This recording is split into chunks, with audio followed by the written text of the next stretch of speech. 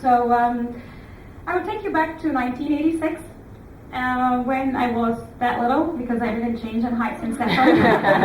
And thanks to my dad, he passed this gene to us. So my dad, my mom, my brother, and myself.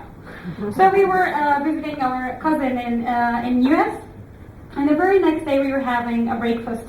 So we went downstairs, and again, it was my first time to know that you can have a staircase in the house. This was for you, like downstairs, are you still down? So, yeah, but by the way, we've got 2 steps in our house now in Egypt, okay? So we went downstairs to the kitchen, giant kitchen, and then there was another question. What would you like to have for your breakfast? I looked to my brother, I was like, I have never been asked this question before. I just had the food, that's it. So they said, what would you like to have? So my brother said, I would like to have some sandwiches. And I said, yes. And then they say, what about cornflakes? I couldn't even repeat it again. I was like,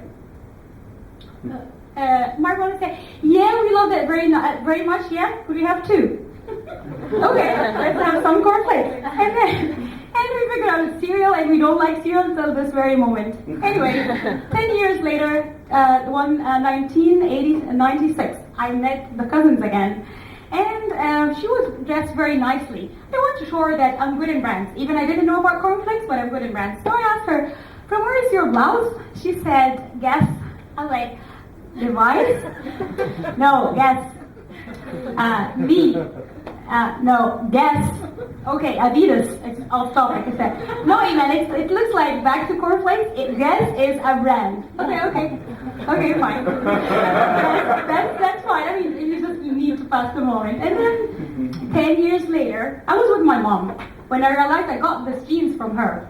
We were going to Alexandria, going to an exclusive beach, and it was very expensive. You need to pay to go in. So we were just about the gate and entering there, and she said, I need to speak to the manager.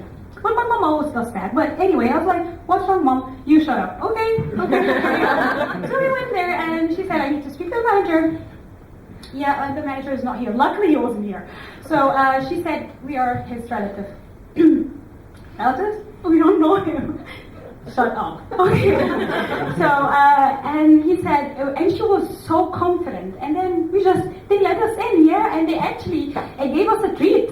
And we were just chilling there on the beach. My mom was lying down, and I was thinking about these moments in life that you just let it go. And all of a sudden, someone came from my back. Please God, please help me evaporate. And there was the manager's daughter. Hi, I got to know that you're our relatives. I was like, no, I couldn't say yes. The next question would be, what is the relationship? So I was like, you know what? My mom is sleeping, and I know that she would be really happy to see you. So once she's up, we will come and introduce her. And I was like, and all the weather is like, in Egypt, whenever you want to skip anything, just talk about the weather. So, or now revolution. Anyway. So, I didn't stop. Continues till last year. We got our nephew. You know about that.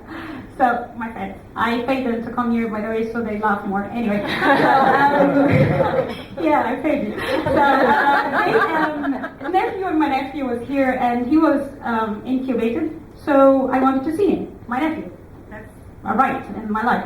So I was in the hospital with my brother, and I told him, okay. He told me that we're gonna go downstairs to see my nephew. So, yeah, we've got stairs in our hospitals.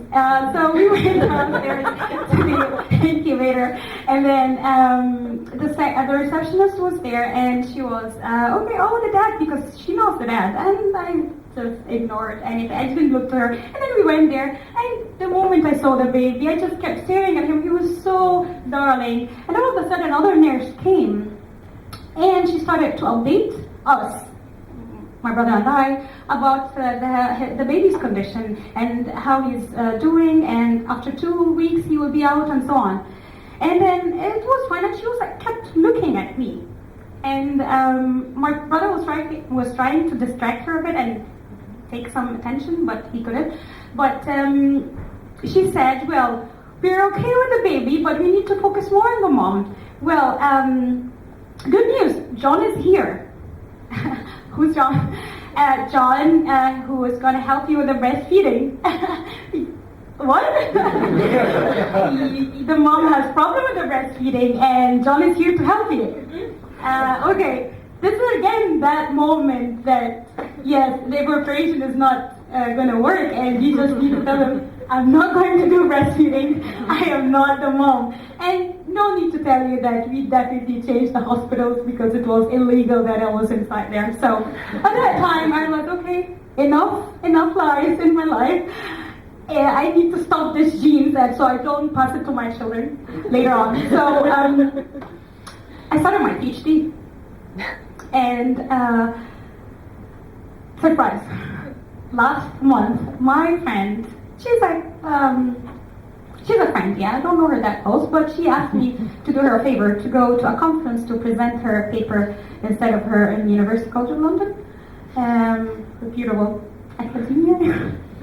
So she asked me to go there, and to be honest, she asked me a couple of times for things, and I wasn't there for her. So I just had this thought, Eiman, please just do something for people. Yes, academic and transferring knowledge, and you should be there for her. I said, okay, fine, Sarah, I will just take this. Send me the slides. I will study it. I did. Trust me, I did. I studied the slides, and I went there very well prepared, but I was late, which is normal, as always. So the moment the coordinator saw me, I was about to say, Sarah, and she said, yeah, you're here, just go straight forward to the stage to start to conduct your presentation. I said, okay. So I went there, and I started my presentation. I think it was fine because people were engaging and asking me questions. And I was kind of, that's a very good question. I will get back to you. You just make sure I will put my email address. You got my email address?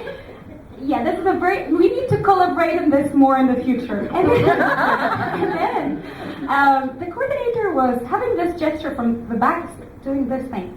To be honest, usually people, when they're looking for me, they say, where is Eiman? Right?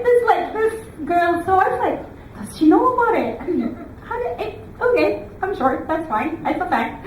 So I said, anyway, I ignored it and I kept giving the presentation, and then later on, actually the audience came to me and they were just asking more questions.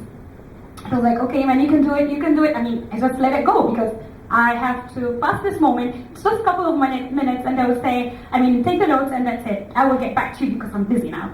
So the coordinator came and she said, so how's your son? So she was referring to my son, as Sarah has a little son. So he's good, he's fine. And then continue with the audience. And then she said, so how's your PhD doing? Well, I'm doing a PhD, so I'm not lying. It's going fine. I'm about to submit. So, and I'm here instead of coming, but anyway.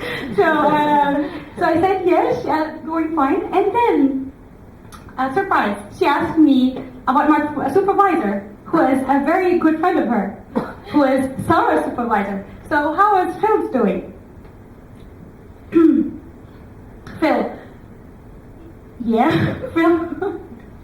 And that moment, I realized that I didn't change. And the PhD is not doing anything different to make me a better person. I'm doing it again, here I standing, conducting a session on ethics. And I'm an electrical vehicle researcher.